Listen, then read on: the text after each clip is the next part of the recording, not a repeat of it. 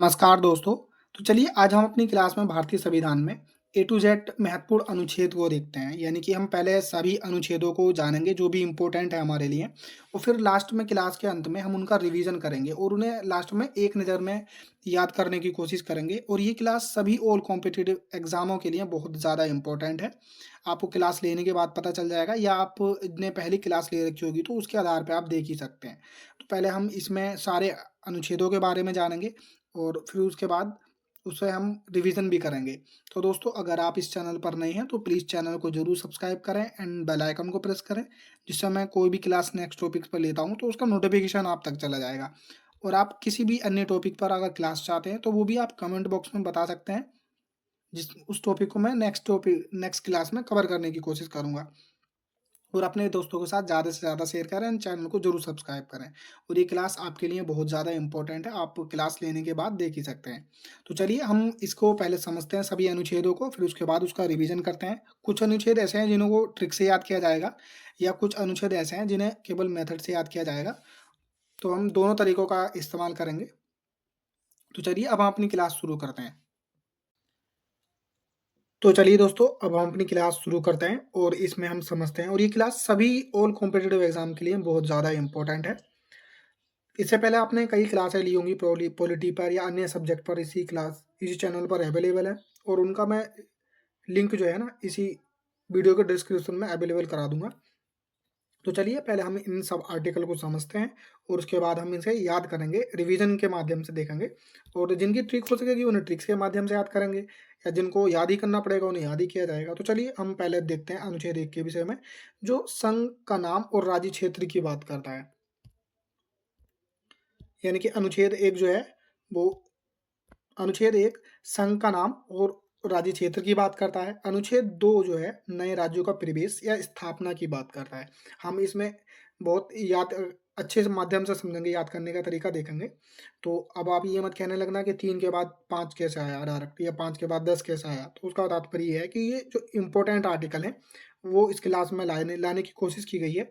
एक इम्पोर्टेंट कहने का मतलब यहाँ पर ये है कि जो पिछले एग्जामों में पूछे गए क्वेश्चंस हैं पॉलिटी से रिलेटेड, तो उन क्वेश्चनों को इसमें शामिल करने की कोशिश की गई है। तो चलिए अब हम देखते हैं अनुच्छेद 3 के विषय में, जो नए राज्यों का निर्माण और वर्तमान राज्यों के क्षेत्रों, सीमाओं या नामों में परिवर्तन की बात करता है। यानी कि किसी भी नए राज्य का निर्माण होता है या वर्तमान राज्य के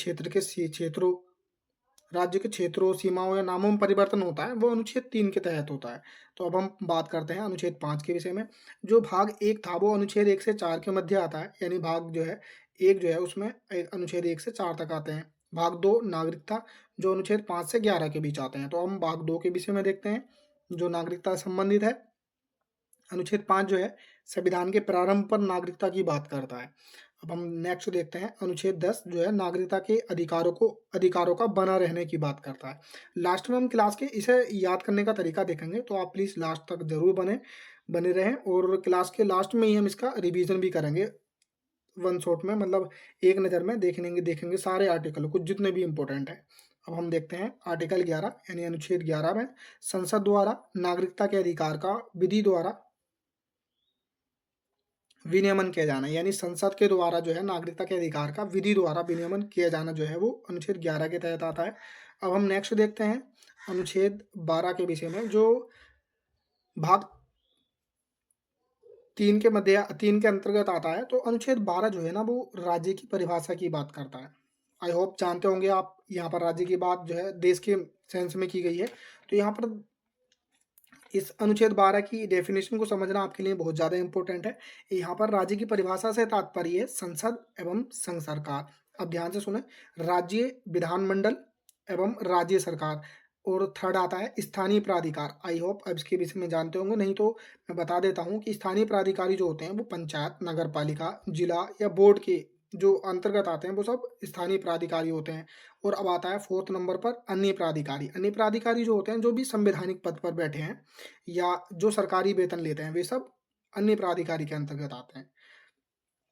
अब हम देखते हैं अनुच्छेद 14।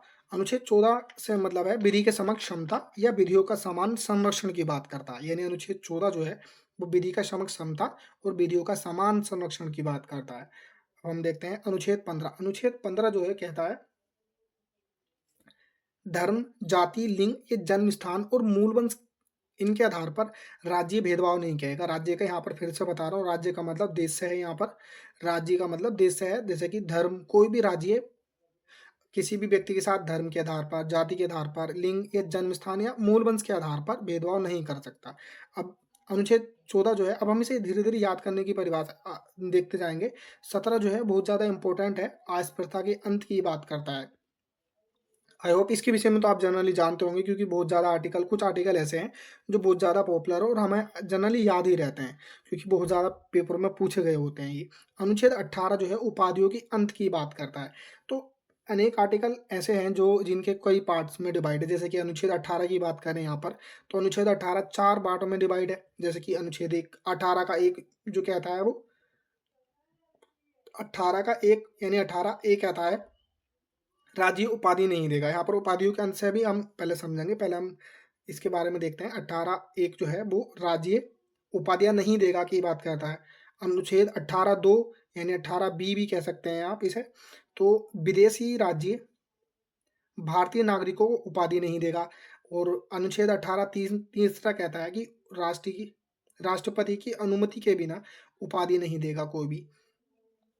अनुच्छेद 18 का 4 कहता है अगर किसी विदेशी राज्य किसी भारतीय या विदेशी को कोई भेंट देना चाहे तो भी राष्ट्रपति की अनुमति से देता है। तो अब हम चलिए इसे देखते हैं। इसका ही एक अपवाद है, जैसे कि आपको जिसमें इसमें कह रखा है कि उपाधियों का अंत, लेकिन इसमें एक अपवाद है, सेना और शिक्षा के क्षेत्र में उपाधि दी जा सकती है। आप इसे ऐसे रिलेट कर सकते हैं। अब इसका थोड़ा सा मैं आपको समझाने की कोशिश करता हूँ, आई होप आपकी समझ में आ जाएगा। जैसे कि अब इसे आप भारत रत्न से जोड़ कर देखें एक बार।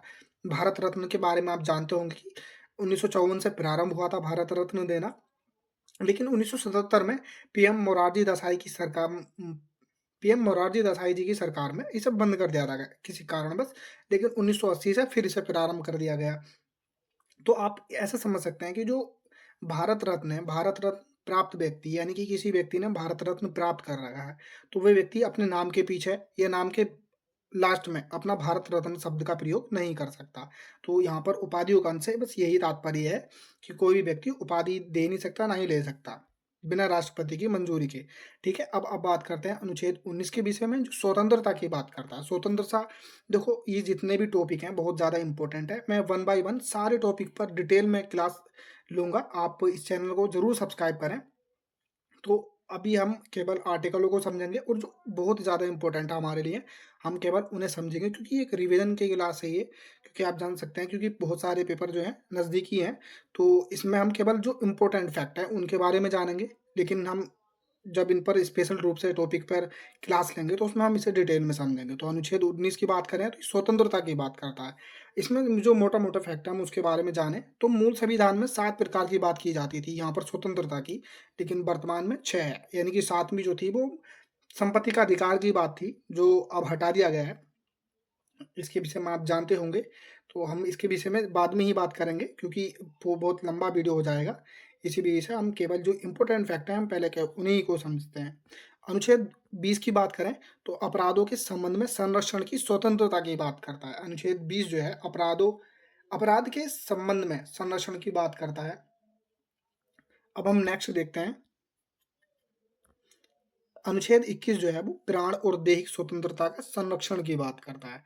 यानी 21 प्राण और दैहिक स्वतंत्रता का संरक्षण की बात करता है। ये जितने भी स्लाइड हैं बहुत ज़्यादा इंपॉर्टेंट है। आई होप इसके विषय में आप समझ ही रहे होंगे, क्योंकि जो आपने पहले क्लासें ली होंगी तो उसके आधार पे भी आप देख ही सकते हैं। और चैनल को जरूर सब्सक्राइब किया करें, इसमें कोई वो नहीं है। तो अब हम देखते हैं अनुच्छेद 22 जो गिरफ्तारी से संरक्षण की बात करता है। अनुच्छेद 23 जो है मानव के दुर्व्यापार और बलात्श्रम का प्रतिषेध की बात करता है। आई होप आप इन शब्दों के बारे में जानते होंगे, आई होप समझ पा रहे होंगे। दुर्व्यापार और बलात्श्रम जो भी होता है इनके बारे में आप समझ रहे होंगे, मैं ऐसी आशा करता हूँ आपसे। अब हम देखते हैं अनुच्छेद 24 के बारे में। तो अनुच्छेद 24 जो है 6 से 14 वर्ष के उम्र के बच्चों से किसी भी खान या कारखाने में काम नहीं किया जा सकता। खान का यहाँ पर तात्पर्य किसी जाति सूचक शब्द को नहीं लिया जा रहा है, खान का यहाँ पर तात्पर्य, आई होप जानते होंगे, खान जो कारखाने वगैरह होते हैं, माइल्स जिनको बोलते हैं, उनके बारे में यहाँ पर बात की जा रही है। अनुच्छेद 25 की बात करें तो अंतःकरण की और धर्म के अबाध रूप से मानने अबाध रूप में मानने, आचरण और प्रचार करने की स्वतंत्रता की बात करता है। यानी कोई भी व्यक्ति अपने धर्म का प्रचार कर सकता है, उसे मान सकता है, ठीक है? इस तरह की बात जो है अनुच्छेद 25 कहता है। अब हम बात करते हैं अनुच्छेद 26 धार्मिक कार्यों के प्रारब्ध की स्वतंत्रता, प्रबंध की स्वतंत्रता। यानी अनुच्छेद 26 जो है वो धार्मिक कार्यों के प्रबंध की स्वतंत्रता की बात करता है। अब हम नेक्स्ट देखते हैं अनुच्छेद 28। अनुच्छेद 28 जो है कुछ शिक्षण संस्थानों में धार्मिक शिक्षा के संबंध में स्वतंत्रता की बात करता है। यानी कुछ शिक्षण संस्थान आप ये जानती हैं, जैसे कि कुछ शिक्षण संस्थान ऐसे होते हैं जहाँ पर केवल धार्मिक शिक्षा को दिया जाता है, तो वो अनुच्छेद 28 के तहत दिया जाता है। इसके बारे में आप ये ऐसे समझें, जो कुछ संस्थानें होती हैं जो अपनी धार्मिक शिक्षा को देती हैं, तो वो अनुच्छेद 28 के तहत देती हैं। अब हम बात करते हैं अनुच्छेद 32 के विषय में। अनुच्छेद 32 जो है संवैधानिक उपचारों का अधिकार की बात करता है। ये इंपॉर्टेंट आर्टिकल इस वजह से होता है क्योंकि अम्बेडकर जी ने, डॉक्टर अम्बेडकर जी के द्वारा इसे संविधान की आत्मा कहा गया है। यानी अनुच्छेद 32 जो है संवैधानिक उपचारों का अधिकार, वो डॉक्टर भीमराव अम्बेडकर जी के द्वारा संविधान संविधान की आत्मा कहा गया है। अब हम बात करते हैं अनुच्छेद 35 जो मूल अधिकारों के संरक्षण के लिए संसद कानून बना सकती है। यानी मूल अधिकारों के संरक्षण के लिए जो है वो कानून जो है संसद बनाएगी। ये इंपॉर्टेंट आर्टिकल है सारे। अनुच्छेद 36 जो है राज्य की परिभाषा वही है, यानी कि राज्य की परिभाषा वही है जो अनुच्छेद 12 में अभी बताई गई है आपको। ये जो बात कहता है वो अनुच्छेद 36 कहता है। अब हम बात करते हैं अनुच्छेद 37 के विषय में। अनुच्छेद 37 जो है डीपीएसपी परिवर्तनीय नहीं है। यानी डीपीएसपी मतलब directive principle and state policy, यानी कि राज्य के नीति निर्देशक तत्व जो हैं वो परिवर्तनीय नहीं है। नेक्स्ट देखें हम अनुच्छेद 38। राज्य जो है ना लोक कल्याण की अभिवृद्धि के लिए, यानी कि हमारा देश जो है लोक कल्याण की अभिवृद्धि के लिए सामाजिक व्यवस्था बनाएगा। यानी कि जो कि हर राज्य आपको देखते हैं जैसे कि बहुत सारी योजनाएं निकाली जाती हैं, वो लोक कल्याण की अभिवृद्धि के लिए की जाती हैं। नेक्स्ट देखते हैं हम। ज़्यादा हम इसमें डीपली नहीं जा सकते क्योंकि क्लास बहुत लंबी हो जाएगी। हम सारे टॉपिक पर, आप टेंशन ना लें, सारे टॉपिक पर आप क्लास दी जाएगी, जितने भी हैं इंपॉर्टेंट टॉपिक हैं सारे कवर किए जाएंगे, आप चिंता ना करें। अनुच्छेद 39 क्या जो है वो कहता है समान, ये इंपॉर्टेंट है, आप सबको जानना चाहिए। ऐसे कुछ आर्टिकल तो आपको, अगर आप कॉम्पिटेटिव एग्जाम की तैयारी नहीं भी कर रहे हैं तो आपको, आपके लिए बहुत ज़्यादा इंपॉर्टेंट हो जाते हैं। जैसे कि 39 क्या जो है समान न्याय और निःशुल्क कानूनी सहायता की व्यवस्था की बात करता है। यानी निःशुल्क कानूनी सहायता जो दी जाती है वो अनुच्छेद 39 क्या के तहत दी जाती है। अनुच्छेद 40 जो है वो ग्राम पंचायत के गठन की बात करता है। अनुच्छेद 42 जो है रोजगार न्याय संगत होना चाहिए। ये बहुत इंपॉर्टेंट चीज़ है क्योंकि कोई भी व्यक्ति ऐसा रोजगार पाए जिससे कि उसे रोजगार तो मिल जाए लेकिन उसके न्याय संगत ना हो, तो उसके लिए उसका जीवन खतरे में डालना या इस तरह की चीज़ें नहीं होनी चाहिए। तो इसमें कहा गया है रोजगार जो है न्याय संगत होना चाहिए, यानी कि उसके लिए एक मजदूरी, निश्चित मजदूरी होनी चाहिए। ऐसा नहीं कि काम बहुत ज़्यादा और उसके लिए मजदूरी या उसके लिए पैसा बहुत कम, तो इस तरह की दशाएं नहीं होनी चाहिए। अब हम नेक्स्ट देखते हैं 43 कर्मकारों के लिए निर्बाह मजदूरी आदि। अनुच्छेद 44 नागरिकों के लिए एक समान सिविल संहिता की बात जो है अनुच्छेद 44 करता है, यानी कि यूसीसी। अनुच्छेद 46 की बात करें तो एससी एसटी ओबीसी के लिए प्रशासन शिक्षा दीक्षा के लिए ध्यान रखेगी। यानी कि राज्य जो है वो, अब इसकी फुल फॉर्म आई आप जानते होंगे, schedule caste, schedule tribe, other backward class के लिए प्रशासन शिक्षा दीक्षा के लिए ध्यान रखेगी। यानी इन सब वर्गों के लिए प्रशासन जो है इनकी शिक्षा दीक्षा के लिए ध्यान रखेगा, नीतियां बनाएगा। अनुच्छेद 32 हमारे लिए इंपॉर्टेंट है तो इसके बारे में हम एक बार देख लेते हैं कि संवैधानिक उपचारों का अधिकार की बात करता है, जो डॉक्टर भीमराव अंबेडकर जी के द्वारा इस संविधान की आत्मा भी कहा गया है। तो इसके तहत 5 प्रकार की रिट जारी की जाती है और उसी वजह से ये इंपॉर्टेंट हो जाता है। जैसे कि इसमें प्रथम आती है बंदी प्रत्यक्षीकरण। हम इन सब के रिट के बारे में या सारे अन्य टॉपिक के बारे में बहुत डिटेल में बात करेंगे तो अन्य क्लास में, लेकिन अभी इसमें हम केवल शॉर्ट में समझने की कोशिश कर रहे हैं। 5 प्रकार की रिट जारी की जाती हैं अनुच्छेद 32 के तहत। तो इसमें प्रथम आती है बंदी प्रत्यक्षीकरण, सेकंड आती है परम आदेश, थर्ड आती है प्रतिषेध, फोर्थ आती है उत्प्रेक्षण और फिफ्थ आती है अधिकार परीक्षा। तो हम इन सब के बारे में बाद में बात करेंगे, लेकिन अभी हमें शॉर्ट में समझना जरूरी था इसलिए मैंने आपको बता दिया। अब हम नेक्स्ट देखते हैं अपने जहाँ पर थे। अब हम आर्टिकल 48 के बारे में बात करते हैं, अनुच्छेद 48 के बारे में, जो कृषि और पशुपालन का संगठन की बात करता है।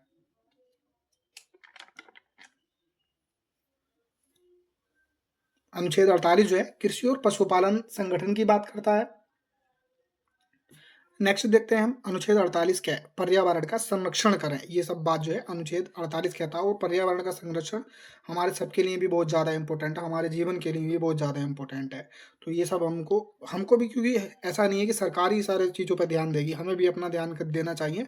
जो हमारे लिए इंपॉर्टेंट चीज़ें हैं हमें उन पर बेशक ध्यान देना चाहिए। अब हम देखते हैं नेक्स्ट अनुच्छेद 51 यानी 51 जो अंतर्राष्ट्रीय शांति स्थापित की जाएगी। ये आई होप इसके विषय में जानते होंगे कि ये किसका ड्रीम था, अंतर्राष्ट्रीय शांति। प्लीज़ जिसको भी स्टूडेंट को पता हो वो कमेंट बॉक्स में ज़रूर बताएं। अंतर्राष्ट्रीय शांति स्थापित की जाएगी। अब हम नेक्स्ट देखते हैं अनुच्छेद 51 के जो मूल कर्तव्यों की बात करता है, जो हमारे मूल संविधान में नहीं था लेकिन बाद में जोड़ा गया। अब हम बात करते हैं 52 यानी 52 के बारे में, भारत का एक राष्ट्रपति होगा। अब इसमें इस तरह से टॉपिक लिए गए हैं कि अब जब हम राष्ट्रपति जी की बात कर रहे हैं तो हम इससे रिलेटेड, राष्ट्रपति से रिलेटेड जितने भी क्वेश्चंस या जितने भी आर्टिकल हैं वो सब सीक्वेंस में अब आपको राष्ट्रपति के बारे में ही मिलेंगे। तो चलिए अब हम देखते हैं। तो 52 जो है भारत का एक राष्ट्रपति होगा, ऐसी बात कहता है। 53 संघ की कार्यपालिका शक्ति राष्ट्रपति में निहित होगी, ठीक है। अनुच्छेद 52 जो है भारत का एक राष्ट्रपति होगा कहता है। अनुच्छेद 53 संघ की कार्यपालिका शक्ति राष्ट्रपति में निहित होगी। अनुच्छेद 54 जो है राष्ट्रपति का निर्वाचन की बात करता है। अब हम बात करते हैं अनुच्छेद 55 के बारे में।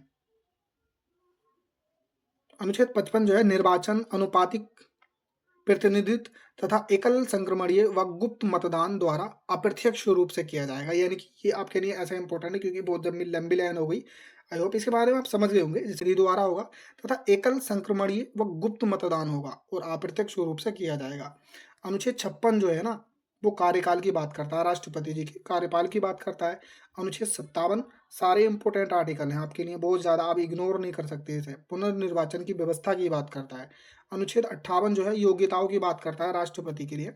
और अनुच्छेद 59 राष्ट्रपति पद की शर्तों की बात करता है। और अनुच्छेद 60 जो है वो शपथ ग्रहण की बात करता है। अब हम देखते हैं नेक्स्ट अनुच्छेद 51 की बात करते हैं हम। अब हम बात करते हैं अनुच्छेद 51 की जो महाभियोग प्रक्रिया के बारे में बात करता है। जितने भी स्टूडेंट अगर इन सब टॉपिकों के बारे में जानते हैं तो वो प्लीज़ कमेंट बॉक्स में ज़रूर बताएं, क्योंकि आपको अगर आप अच्छे से लिख देंगे इसके बारे में तो आपको बहुत लंबे समय तक याद रहेगा। तो लिख लिख कर याद करने के लिए इसलिए कहा जाता है। तो प्लीज़ आपको अगर पता है तो वो बच्चे अपने कमेंट बॉक्स में, इसी कमेंट बॉक्स वीडियो के कमेंट बॉक्स में आप लिख सकते हैं। नेक्स्ट देखते हैं हम अनुच्छेद 71 जो 71 है। इसके बारे में देखते हैं कि राष्ट्रपति और उपराष्ट्रपति के चुनाव के संबंध में कोई विवाद होगा तो इसका निपटारा न्यायपालिका करेगी जो अंतिम होगा। यानी कि फॉर एग्जाम्पल आप ऐसा एज्यूम करें कि राष्ट्रपति या उपराष्ट्रपति के चुनाव में, राष्ट्रपति के चुनाव में या फिर उपराष्ट्रपति के चुनाव में कोई विवाद होता है, ठीक है। तो इसका जो निपटारा है वो न्यायपालिका करेगी और जो न्यायपालिका का निर्णय होगा वो अंतिम होगा। उसके बाद हम किसी की और की नहीं मान सकते, ऐसा इसमें 71 अनुच्छेद में लिखा है और ये हमारे लिए इम्पोर्टेंट है। अगर आप सोचें कि आपको पॉलिटी पढ़नी है तब भी आप इसे देख सकते हैं कि ये कितना इम्पोर्टेंट आर्टिकल है। ये तो आप खुद भी अपने स्तर पे भी अनुमान लगा सकते हैं कि कौन सा आर्टिकल ज़्यादा इम्पोर्टेंट क्यों होता है हमारे लिए। देखो अब ये अब सेक्शन में बन सकता है कि हो सकता है कि कुछ बच्चों के तो मन में ऐसा आएगा कि राष्ट्रपति के चुनाव में कोई विवाद हो ही नहीं सकता क्योंकि इतनी बड़ी व्यवस्था है। ऐसा नहीं है, हो भी सकता है। तो उसका भी निपटारा करने के लिए ये अनुच्छेद 71 है जिसमें कहा गया है राष्ट्रपति और उपराष्ट्रपति के चुनाव के संबंध में कोई विवाद होगा तो इसका निपटारा न्यायपालिका करेगी जो कि अंतिम होगा। 72 की बात करते हैं अनुच्छेद, तो वो राष्ट्रपति का क्षमादान की शक्ति की बात करता है। तो चलिए अब हम बात करते हैं 72 के बारे में, यानी राष्ट्रपति की क्षमादान की शक्ति के बारे में। तो राष्ट्रपति की क्षमादान की शक्ति 5 प्रकार की होती है। और जब भी स्टूडेंट सीरियस है, जो भी स्टूडेंट सीरियस हैं वो बच्चे इसका जवाब जरूर देंगे कि क्षमादान की शक्ति वो 5 प्रकार की होती है, वो कौन कौन सी होती हैं। जिन भी स्टूडेंट को पता है वो बताएं, क्योंकि अगर आपको मैं ऐसे ही बताता रहूँगा सब कुछ तो इसमें हो सकता है कि आप इंटरेस्ट ही ना लें। तो इसलिए आपके लिए क्वेश्चंस भी होना बहुत ज़्यादा ज़रूरी है। तो प्लीज़ जो भी स्टूडेंट जानते हैं कि क्षमादान की शक्ति अनुच्छेद 72 के अंतर्गत आती है, लेकिन वो 5 प्रकार की होती है। राष्ट्रपति की क्षमादान जो होते हैं 5 प्रकार के होते हैं।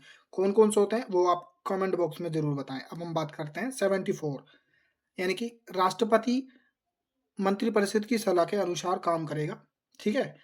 और अनुच्छेद 77 की बात करते हैं, समस्त कार्य राष्ट्रपति के नाम पर माने जाएँगे। जितने भी कार्य होते हैं देश-विदेश में, वो सब राष्ट्रपति के नाम पर माने जाते हैं। 87 की बात हम बात करते हैं अनुच्छेद 87 के विषय में, जो राष्ट्रपति के अभिभाषण की बात करता है। ये 2 बार होता है, अब हम इसे देखते हैं पहले। इसमें प्रत्येक वर्ष प्रथम सत्र की पहली बैठक के बाद होता है। सेकंड, लोकसभा में चुनाव आम लोकसभा में चुनाव के बाद पहली बैठक में जो है ना, दोनों सदनों को संयुक्त रूप से होता है। ये मंत्रिमंडल द्वारा तैयार किया हुआ भाषण है। ये जो अभिभाषण है ना, ये मंत्रिमंडल द्वारा तैयार किया हुआ भाषण है। ठीक है, अब हम नेक्स्ट देखते हैं।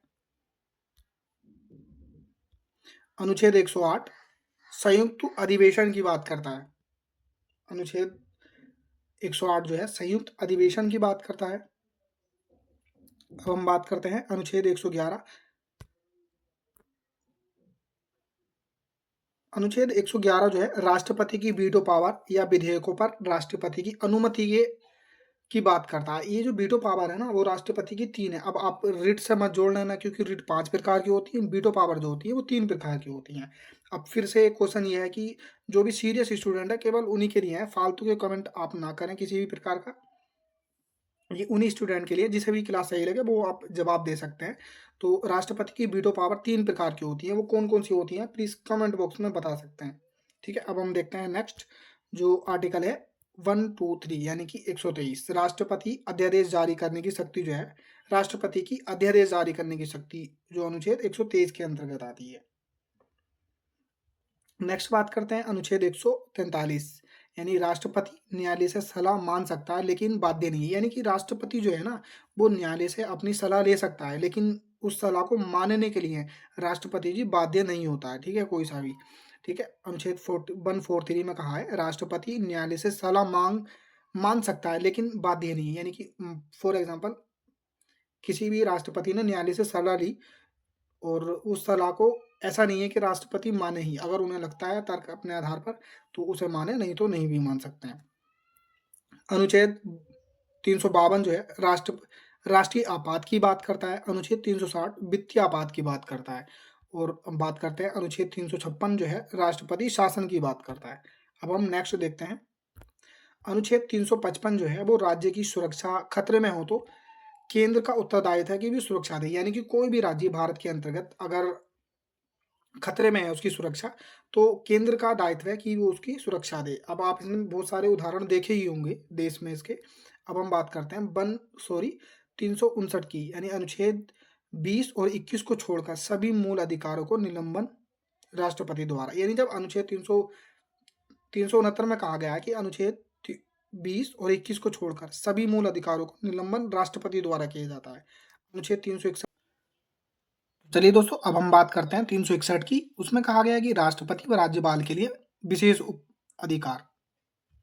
आई होप आप विशेष अधिकार के बारे में जानते होंगे। चलिए हम नेक्स्ट देखते हैं। अब बात करते हैं हम उपराष्ट्रपति की, यानी अनुच्छेद 63 की बात करते हैं, जिसमें भारत का उपराष्ट्रपति की बात कही गई है। तो अब हम उपराष्ट्रपति के बारे में अगर देखें तो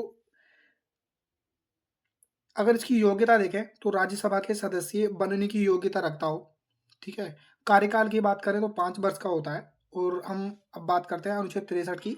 इसके बारे में हम डिटेल में बाद में ही समझेंगे। अनुच्छेद 63 जो है भारत का उपराष्ट्रपति होगा। अनुच्छेद 64 उपराष्ट्रपति का राज्यसभा का पदेन सभापति होना। यानी कि उपराष्ट्रपति जो है उपराष्ट्रपति का राज्यसभा का पदेन सभापति होता है। ठीक है, अनुच्छेद 66 उपराष्ट्रपति का निर्वाचन की बात करता है। और 67 जो है कार्यकाल की बात करता है, यानी अनुच्छेद 67 कार्यकाल की बात करता है उपराष्ट्रपति जी का। और 69 जो है उपराष्ट्रपति द्वारा शपथ की बात करता है। अब शपथ कौन दिलाता है राष्ट्रपति को, सॉरी उपराष्ट्रपति को शपथ जो है राष्ट्रपति जी दिलाते हैं, तो आप इसे रिलेट कर सकते हैं। अब हम 76 की बात करते हैं, भारत का महान्यायवादी की बात करता है। यानी कि अनुच्छेद 76 जो है भारत का एक महान्यायवादी होगा, इसी बातें करता है। अनुच्छेद 148 जो है भारत का नियंत्रक महालेखा परीक्षक की बात करता है। अनुच्छेद 149 जो है नियंत्रक महालेखा परीक्षक के कर्तव्य और शक्तियों की बात करता है। ये तीनों पद बहुत ज़्यादा इंपॉर्टेंट है। आई होप इसके विषय में आप जानते होंगे। और ये क्वेश्चन तो आपको जनरली क्वेश्चंस इससे रिलेटेड तो आपको मिल ही जाता है, अनेक एग्जामों में कि अनुच्छेद 76 जो है भारत का महान्यायवादी की बात करता है। अनुच्छेद 148 भारत का नियंत्रक महालेखा परीक्षक की बात करता है। अनुच्छेद 149 नियंत्रक महालेखा परीक्षक के कर्तव्यों और शक्तियों की बात करता है। अब हम नेक्स्ट देखते हैं अनुच्छेद 155, ये आ गया अब राज्यपाल के बारे में।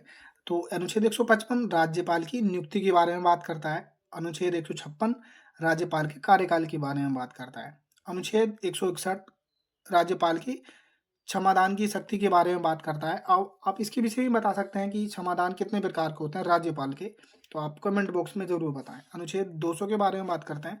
विधेयकों पर अनुमति या राष्ट्रपति के विचारार्थ आरक्षित करना राज्यपाल का कार्य है। ठीक है। अनुच्छेद 201 की बात करें तो राष्ट्रपति इस पर विचार कर सकता है कि स्वीकार करना है या वापस करना है, यानी कि कोई भी विधेयक पास करना है, स्वीकार करना है या वापस करना है, ये सब राष्ट्रपति की विचार शक्ति पर निर्भर है। अब हम नेक्स्ट देखते हैं अनुच्छेद 164 राज्य में मुख्यमंत्री की बात करता है। अनुच्छेद 175 जो है महाधिवक्ता की बात करता है। अब 79 संसद की बात करता है। अब इन तीनों को आर्टिकल को साथ याद एक साथ याद करें आप, जैसे कि इसे लिख सकते हैं सरल सरल से आप जोड़ सकते हैं संसद यानी कि 79, और रे से लोक राज्यसभा जिसको आप रिलेट कर सकते हैं 80 से, और ले को आप जोड़ सकते हैं लोकसभा से जिसे आप 81 से याद कर सकते हैं। अब इंपॉर्टेंट आर्टिकल 266 भारत की संचित निधि की बात करता है, और 267 जो है आकस्मिक निधि की बात करता है। नेक्स्ट देखते हैं हम अब अनुच्छेद 248 अवशिष्ट विधायी शक्तियों की बात करता है, यानी कि अनुच्छेद 248 जो है वो अवशिष्ट विधायी शक्तियों की बात करता है। ठीक है। अब हम देखते हैं अनुच्छेद 249 राज्य सूची के विषय के संबंध में राष्ट्रीय हित में विधि बनाने की संसद की शक्ति, यानी कि राज्य सूची है, जैसे कि 3 सूचियां होती हैं, राज्य सूची, संघ सूची और समवर्ती सूची, तो यहाँ पर उन्हीं की बात की गई है। जो राज्य सूची है उसके विषय के संबंध में राष्ट्रीय हित में विधि बनाने की शक्ति जो होती है ना वो संसद के पास होती है, वो चाहे तो बना सकती है। अनुच्छेद 253 में बात करें तो अंतर्राष्ट्रीय करारों को प्रभावी करने के लिए विधान की बात करता है। तो चलिए अब हम देखते हैं अनुच्छेद 168 जो राज्यों के विधान मंडलों के गठन की बात करता है, यानी अनुच्छेद 168 जो है राज्यों के विधान मंडलों का गठन की बात करता है। अनुच्छेद 169 राज्य में विधान परिषदों का उत्साधन या सृजन की बात करता है। नेक्स्ट देखते हैं 170 विधानसभाओं की संरचना की बात करता है कि विधानसभा किस तरह की होगी, ये जो बात करता है वो अनुच्छेद 170 करता है। सारे इंपॉर्टेंट आर्टिकल है, बहुत ज्यादा एग्जामों से कलेक्ट किए गए हैं। अनुच्छेद 171 जो है विधान परिषदों की संरचना की बात करता है। विधानसभाओं की संरचना जो है 170 में कही गई है, विधान परिषदों की संरचना 171 में कही गई है। अब देखते हैं हम अनुच्छेद 124 के बारे में जो उच्चतम न्यायालय की स्थापना या गठन की बात करता है। अनुच्छेद 124 जो है वो कहता है कि उच्चतम न्यायालय की स्थापना और गठन की बात करता है। अनुच्छेद 126 जो है वो कार्यकारी मुख्य न्यायाधीश की नियुक्ति, हम अब इससे रिलेटेड जितनी न्यायिक प्रक्रिया उससे रिलेटेड ही अनुच्छेद आएंगे यहाँ पर, जैसे कि आप रिलेट कर सकते हैं इसे। तो अब एक बार और देखते हैं हम इसे। अनुच्छेद 124 जो है उच्चतम न्यायालय की स्थापना और गठन की बात करता है। अनुच्छेद 126 जो है कार्यकारी मुख्य न्यायाधीश की नियुक्ति की बात करता है। अनुच्छेद 127 तदर्थ न्यायाधीशों की नियुक्ति की बात करता है। अनुच्छेद 129 जो है उच्चतम न्यायालय अविधिक न्यायालय है। ये क्वेश्चन, ये वाला आर्टिकल बहुत ज्यादा इंपॉर्टेंट है क्योंकि ये भी पिछले एग्जाम में आ रखा है। अनुच्छेद 137 जो है उच्चतम न्यायालय को न्यायिक पुनरावलोकन की शक्ति प्राप्त है, यानी कि उच्चतम न्यायालय को जो है ना सुप्रीम कोर्ट को न्यायिक पुनरावलोकन की शक्ति प्राप्त है। अब हम नेक्स्ट देखते हैं अनुच्छेद 214 की बात करें तो राज्यों के लिए एक उच्च न्यायालय होगा, वो सुप्रीम कोर्ट की बात थी, अब ये राज्यों के लिए बात आई है। तो अनुच्छेद 214 जो है राज्य के लिए उच्च न्यायालय होगा। अनुच्छेद 215 की बात करें तो उच्च न्यायालयों का अविधेयक न्यायालय होना, ये भी इंपॉर्टेंट है क्योंकि कभी कभी घुमा फिरा के आपको पूछ लेगा, तो आपको इसे जोड़ लेना है। अनुच्छेद 224 जो है अपर और कार्यकारी न्यायाधीशों की नियुक्ति की बात करता है, यानी कि अनुच्छेद 224 जो है वो अपर और कार्यकारी न्यायाधीशों की नियुक्ति की बात करता है। अनुच्छेद 224 क्या जो है सेवानिवृत्त न्यायाधीशों की नियुक्ति की बात करता है। अब हम बात करते हैं अनुच्छेद 226 जिस तरह से अनुच्छेद 32 के तहत रिट जारी की जाती है उच्चतम न्यायालय के द्वारा, उसी तरह से अनुच्छेद 226 के द्वारा कुछ रिट निकालने की उच्च न्यायालय की शक्ति होती है, ठीक है? अब हम नेक्स्ट देखते हैं, अनुच्छेद 280 वित्तीय आयोग की बात करता है, यानी अनुच्छेद 280 जो है हमारी, वो वित्तीय आयोग की बात करता है कि एक वित्तीय आयोग होगा। अनुच्छेद 315 संघ और राज्यों के लिए लोक सेवा आयोग, यानी कि संघ के लिए और राज्य के लिए लोक सेवा आयोग। ऐसा भी हो सकता है कि एक लोक सेवा आयोग कई 2 राज्यों के लिए भी हो सकता है, और सेंट्रल के लिए संघ लोक सेवा आयोग, जिसको आप यूपीएससी आप देख सकते हैं, और स्टेट के लिए PCS, union public service commission या पब्लिक सर्विस कमीशन कमीशन। तो अब हम देखते हैं अनुच्छेद 300 के, जो संपत्ति का अधिकार था, आप इसके बारे में अभी आपने देखा ही था। अनुच्छेद 324 की बात करें तो निर्वाचन आयोग का गठन की बात करता है, यानी अनुच्छेद 324 जो है वो निर्वाचन आयोग के गठन की बात करता है। अब हम बात करते हैं अनुच्छेद 338 के बारे में, जो राष्ट्रीय अनुसूचित जाति आयोग की बात करता है। नेक्स्ट 338 के राष्ट्रीय अनुसूचित जनजाति आयोग की बात करता है। ये तीनों आर्टिकल इंपॉर्टेंट है, आप इसे जोड़ सकते हैं, याद करें कि अनुच्छेद 338 जो है राष्ट्रीय अनुसूचित जाति आयोग की बात करता है, अनुच्छेद 338 के राष्ट्रीय अनुसूचित जनजाति आयोग की बात करता है। अब हम बात करते हैं अनुच्छेद 340 के बारे में, जिसमें पिछड़े वर्ग की दशाओं के अन्वेषण के लिए आयोग की नियुक्ति की जाएगी, ऐसी बात जो है वो अनुच्छेद 340 कहता है। अब हम नेक्स्ट देखते हैं, अनुच्छेद 341 की बात करें तो अनुसूचित जातियों के बारे में बात करता है, और अनुच्छेद 342 की बात करें तो अनुसूचित जनजातियों के बारे में बात करता है। अनुच्छेद 343 की बात करें तो संघ की राजभाषा के बारे में बात करता है। अनुच्छेद 345 की बात करें तो राज्य की राजभाषा या राजभाषाओं के बारे में बात करता है, राजभाषाएं के बारे में बात करता है। अनुच्छेद 338 बहुत ज़्यादा इंपॉर्टेंट आर्टिकल है और जनरली याद ही रहता है सब बच्चों को, 368, क्योंकि बहुत ज़्यादा क्वेश्चन पूछे जाते हैं इससे रिलेटेड।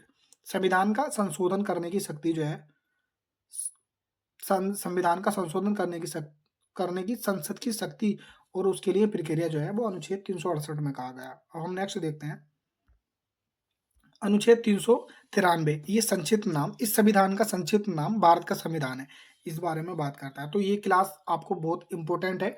अभी हमने समझा इसके बारे में डिटेल कि आपको ये क्लास कैसी लगी, और आप किसी भी टॉपिक पे चाहते हैं वीडियो तो प्लीज़ आप वो भी कमेंट बॉक्स में बता सकते हैं, और जितने भी क्वेश्चंस आपसे पूछे गए हैं तो प्लीज़ उनका भी जवाब आप कमेंट बॉक्स में